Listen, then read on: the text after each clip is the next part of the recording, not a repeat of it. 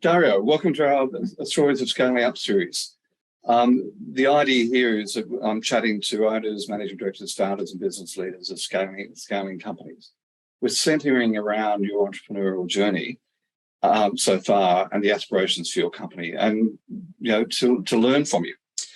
So today we're speaking to Dario Valenza. Is that the right pronunciation, Dario? That's right. Yeah. Great. Who's the founder and CTO of Carbonix. And some of the background you'll see of Dario, I'm sure he'll explain a little bit of the journey from the yachts in the background to the current business. So Dario, can we start? What do you do? As Carbonix, or as well, you and Carbonix, please. So Carbonix provides aerial data capture solutions, which is a fancy way of saying we provide an eye in the sky for business. So that's anything from linear infrastructure surveys, where we're flying over a power line and gathering information about the status of the infrastructure itself, encroaching vegetation, the ground around it, anything that may require attention or an intervention or to help inform maintenance. And we do that with an aerial vehicle, a drone, and our particular point of difference and ability to provide value is we can do what is currently being done with manned helicopters at something like 2% of the carbon footprint and a small fraction of the cost. So we can fly for long periods of time, carrying sophisticated sensors, low and slow, and capture really vital information on linear infrastructure. Now, the way we've arrived at doing that comes back to my background with America's Cup yacht racing. And generally being in a competitive environment, developing technology that's very performance sensitive. So a lot of money, time, and effort going into fluid dynamics, material technology, and the ability to develop a yacht in that case that is very aerodynamically and hydrodynamically efficient, that can go fast with little energy. I then spun that out into... I'm looking at a video on your website right now of the drones. They're phenomenal. Yeah, so we get comments about how they look, and they are pretty, but the aesthetics are driven by the function. So we like to say they're effectively shaped by the air flowing over them. And we have material technology that allows us to make for example, the wings really, really thin, which makes them efficient and would not be possible without the material. So there's a coming together of the materials and the aerodynamics to create an efficient platform, and everything is built on top of that. So that hardware is the tool that then enables us to get the flight time, get the ease of use, get the durability, and provide that value by taking those payloads over these. And when we're talking, just to put it into context, it's about up to 50-kilo aircraft with a 6-meter wingspan. So it's not a toy drone; it's a big aircraft. And we're talking about a 6 to 8 hour flight time, so we can cover 1,000 kilometers easily. And that obviously brings challenges in terms of communication and monitoring. And again, we've gone down the journey of regulatory approvals and how that all works, because it's a pretty new world, but it's certainly interesting. And your role, Dario? So founder. So I guess in the early days, everything from emptying the rubbish bins to reconciling accounts to finding money. My experience is, as the business has grown, I've been able to attract very talented people in the various specialized roles who've really sort of bought into the idea and are invested in the business and in the outcome of the venture, and that they enjoy what they're doing and they take responsibility. That allows me to take my day-to-day focus off the particular areas that they're employed to push forward. And I drive the technological vision, so keeping a certain standard in the design, in the execution, in the quality assurance, in the presentation, and also reminding people of where we want to go, because there's still a long journey from the aircraft that we have now and the way we operate them to a fully autonomous solution that's out there doing its own thing 24/7 at scale. And so every decision that gets made, particularly with the technology, has to take into account the current requirements, timelines, budgets, but also that long-term vision and where we're heading and how we make provisions for that. And so in that sense, I'm almost a technical consultant to the design team. I'm there to provide guidance and expert, I guess, subject matter expertise, but I'm not necessarily in the trenches designing things, so to speak. At the same time, I'm on the board, so I help to, again, keep the executive accountable and be the face of the business and the evangelist and the sort of talking to investors when there's a capital raise, to customers when the time is right, when they're at a strategic level. So it's really that being sort of the godfather of the business, being there as a presence, but letting people get on with the job. It's an interesting thing. They talk about it takes a long time to make a good thing, and your business has been going now for certainly over a decade, I think, isn't it? Only just almost exactly 10 years, but with this pivot halfway through. So the first 5 years, it was almost exclusively a marine business, and it really pivoted to the aerospace side, and that was really a new beginning in terms of the structure and the capital and the goals that we had. And it takes so long, and I think it's interesting that, as a founder, you want to control everything, obviously, but I was very quick to recognize that there are things that I'm good at and I'm interested in, and other things that I'm not. And so finding the right people to complement those gaps and to give you the expertise that you may be lacking is really key, because you can't do it all yourself. I mean, that's one of the key lessons, isn't it? Getting the right people doing the right things. So tell me, who's your customer? Who is your perfect customer? There are a few different verticals, so to speak. So the way we look at the market is obviously critical data that's in an airspace and a setting that's accessible. So linear infrastructure is perfect, and one of our launch customers is Ausgrid, who's the energy operator in New South Wales. They're looking at doing their annual bushfire prevention inspections on their power lines using our aircraft as a replacement for the manned helicopters. Right. We've done work with Hitachi in the agriculture space. So they did a project with the Meat and Livestock Association to effectively map and monitor cattle farms and generate information that will then be fed into their precision agriculture system to generate insights out of the data. So again, our job is to get the sensor in the place where it needs to be to get the data. How it then gets processed, I mean, we can help on that respect, but some of our customers have their own system to do that. So again, agriculture, we work with miners a lot, both in mapping open pit mines, generating 3D models of what's going on the ground, and also things like railway lines delivering mining trains to and from ports, etc. We've done work with universities with wildlife studies. So national parks here in New South Wales looking at invasive species, Harvard University in the US, but looking to fly in South Africa doing wildlife studies.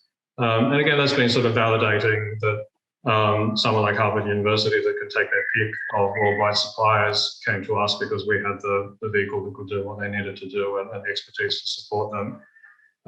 We have done, we've had some forays into military applications. Again, that's not our core focus, but there is a long-term sort of eye that we keep on that. And we have delivered to a customer in the US that has a military application in situational awareness, so effectively reconnaissance of the battlefield, not so much delivering weapons yet.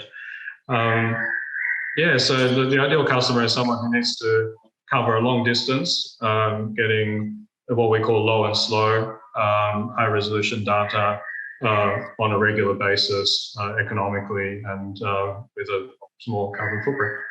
Great. Well, I mean, you're well positioned. I saw, in the past, well and truly in my past, I was an armoured reconnaissance officer, but I noticed today the federal government announced it's cutting back on its armoured vehicle purchases to buy military drones. So great opportunity for you. It is. I mean, there's a whole conversation to be had around the procurement process in Australia and the way that has been run. We've had a lot of support from what used to be called CDIC, now is called ODIS, the Office for Defence Industry Support. We've had grants to help us put provisions in place to become a defence supplier. We've gone to trade shows. There's been a lot of interest, but suffice to say, we've sold to the US before we've sold to Australia. So yeah, there's a whole. I think that could be a lot better, but long term, we're confident we'll get there. Right. So tell me, so COVID's been affected us all. You've got an interesting business. I suppose some of it could be remote, but manufacturing, you've got to be together. Traveling with pilots and the like. What have you learned from COVID? What are you taking forward from those learnings? Yeah, interesting. I guess flexibility is the answer. So you use the make lemons, make lemonade when you have lemons. Certainly during the lockdown period, we weren't able to go and do demonstrations for customers, and our customers themselves were sort of in flux, and so it did lengthen the sales cycle. We used the time to accelerate our R&D and to bring new feature sets forward that we plan to do in the future. Certainly, our work needs to be. It's a very tightly integrated interaction of different disciplines. So if you imagine on an aircraft, you've got your aerodynamics and your carbon fiber composites that are sort of a one skill set. Then you've got a bunch of electronics that go in there. So you have mechatronics engineers, and it all needs to be packaged and vibration isolated and sort of installed. And then you've got the software stack, and then you've got the pilots who are actually operating. And so they all need to work together. You've got an aircraft sitting in the middle of the room, and the aerodynamicist wants it to be really smooth, and the structural guy wants it to be really strong, and the electronics guy wants to have all his cooling. And so it's really a matter of getting all those disciplines to make the right compromises in service of the customer's goal. And so being in the same room is really important. And so we worked around the restrictions as much as possible to keep that going. Having said that, being a startup and being quite demanding in terms of the workload and the pace, and having people in the team who are very passionate, means that we do encourage autonomy and flexibility. So if some body of work can be done from home and someone doesn't want a distraction, we're quite happy for people to spend 2 or 3 days at home and then come in when necessary, as long as it's all coordinated and it's in the service of getting the best possible outcome. So, and are you going to do that going forward? I think we do offer that to our employees. It's really, work hard, play hard kind of thing. And own your work, be responsible for it. If you want to come in and do it at 3 in the morning rather than 3 in the afternoon, that's up to you. But if we have a design meeting at 9 a.m., then you've got to be there for that. Yeah, I mean that's certainly the learning I'm getting from my clients is, the collaboration is so important. But when you can work by yourself, the together clients, for want of a better word, are allowing their staff to do so, but bringing the teams together for collaboration is critical. Yeah. So, maybe on that, the one thing that's come out of it that I guess would have been predictable, but is now sort of coming home to roost, is the supply chain situation. So getting electronics components, getting even odd things that you may not think are an issue and then turn out to be an issue. So flexibility around that, obviously having the capital to tie up stock to make sure you've got stuff when you need it. We've spent a lot of time redesigning electronics to accommodate different chips that may have been our second choice, but the first choice wasn't available. So again, that teaches you flexibility, forward planning, and being a little bit conservative around the margins that you leave in the sort of just-in-time world. And I think that's something important. Also, we were very fortunate that a large part of our supply chain is Australian. We go out of our way to work with Australian companies for anything from electronics to propulsion. And so having that locally did make life a bit easier. But, there's always internal data issues. So, yeah. But it's an interesting one. A number of my clients are talking about the cash flow strains of now having to hold additional stock for manufacture, which they didn't, as you said, just in time, they didn't have to do that in the past. Yet another lesson. What do you reckon is the biggest learning you've had since you become a business owner? If I had to choose one, good question. I think the value of the team in terms of not just the thing that you're going to do, but the business that does the thing that you're doing. So getting the buy-in, the alignment, the incentives, the skills, and monitoring that and supporting that and developing that. Again, that's just my background. I'm very much focused on the technology and things. I'm happiest when I'm tinkering on my own on a design, and so overcoming that and realizing that it's about the people first, and they allow the thing to be made and to be successful. That's really the lesson. Surround yourself with talent. Yeah, it is really the key lesson, isn't it? So tell me a couple of quick questions. When you think of the word successful, who's the first person who comes to mind and why? And I apologise because you didn't get the questions prior to this. Yeah. That's true. It's funny. I watched Top Gun the other day, so I'd say Tom Cruise. I think just having the commitment to an art, to start out as an actor, you read your lines and you sort of imbue your personality into it, but then you create enough of a profile and a following that you can then start to do your own thing. And rather than resting on his laurels, he keeps himself challenged, active, fit, creative, and he takes his time, like to do things right, to do the stunts in reality rather than CGI. It's obviously a completely different world to what I inhabit, but I think it's an example of someone who reinvests, who is successful and then uses that success to generate more. And at the end of the day, you're creating something beautiful that entertains people, provides value, gives inspiration and aspiration. So yeah, I mean, right now that would be my answer. What a fabulous answer, and the last person you'd expect, but really good reasoning. Thank you for that. Top 3 business books, podcasts, leadership books, biographies of leaders. To be honest, I don't really read that many. Right. Yeah, I'd have to think about it and get back to you. Any last piece of advice or parting words for upcoming entrepreneurs? Give it a go and do it sooner rather than later. It's when there's a sense in which you have less to lose when you're younger, even though there's the career moves that you make when you're younger do pay off when you're older. But if you fail and want to sort of iterate and have another go, the sooner you do it, the better, because you'll learn.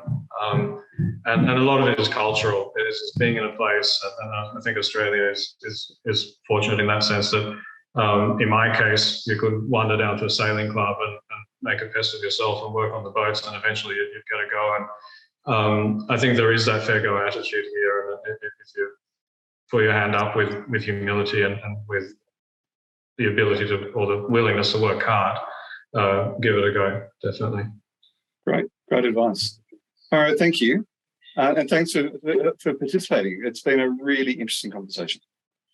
Fantastic, no problem. Thank you. Thank you.